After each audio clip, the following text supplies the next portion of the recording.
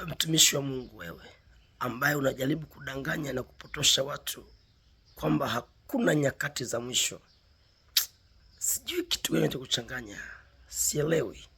Maana wewe ni mtumishi wa Mungu mkubwa sana, ni maarufu sana, lakini leo umegeuka kuwa ni mwiba. Sijui kwa nini, kwa sababu ni wazi kwamba unaelewa kwamba ziko nyakati za mwisho, unaelewa kabisa, na una watu wengi wanaokusikiliza na kufuatilia, nami pia ni miongoni mwa watu wanaokufuatilia, na nitamani hata kuomba ushauri kwako, kwa sababu naona wewe ni giant kidogo kiroho, kwa sababu tumetofautiana katika level. Yamkini hata mimi naongea hapa hujui ni nani. Unaweza kusema kijana atafuta tu maarufu labda, lakini hapana. Napoona kitu hakiko sawa lazima niseme, nikueleze, nikwambie kwamba si sawa.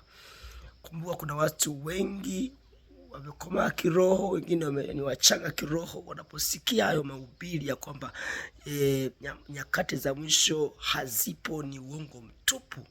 Umesahau kitabu cha Petro wa pili 3 pale 3 hadi 10, nadhani kitu kama hicho. Kisoma unajifunza kwamba hizi watu aina kama ninyi mtajitokeza, ambao mtadhihaki kwamba mambo ya nyakati za mwisho hayapo, kwa sababu mmechoka kusubiri. Mtakuja umekuwa ni mwiba. Lakini nakuomba acha kupotosha watu wa Mungu. Mimi ni mdogo sana, yamkini unashangaa ukasema huyu kijana anatafuta tu maarufu. Kweli mimi sijulikani, ni mdogo sana, lakini katika hili Wakristo tusimame, tukemee jambo kama hili. Sio zuri. Mtu anatindisha imani za watu. Watu wameingia gharama, wamehubiri injili kwa uwezo wa Roho Mtakatifu, wamewapa watu imani ya kweli, lakini tena anaposema mtu mwingine kwa mwiba, lazima tumkaribie, tumkemee ili apate kuacha hii tabia. PM wewe eti kuambia watu upo wakati za mwisho, nyakati za mwisho, eti ni uongo mtupu. Eti wakati wa mwisho ndipo unapoishiwa pesa. We baba, umeshiba kweli? Umeshiba sadaka za washirika? Hebu be serious with this issue. Mimi ni mdogo sana kwako, na ni mtu ambaye nibidi nije kuomba ushauri kwako, lakini nashangaa unapokuwa naongea vitu kama hivi. Why? Acha kupotosha watu.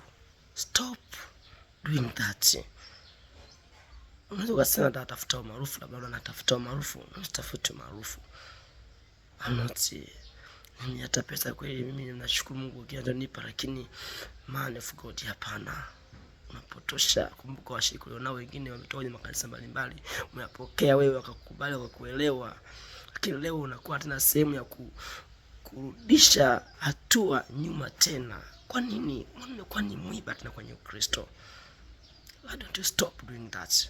Stop talking.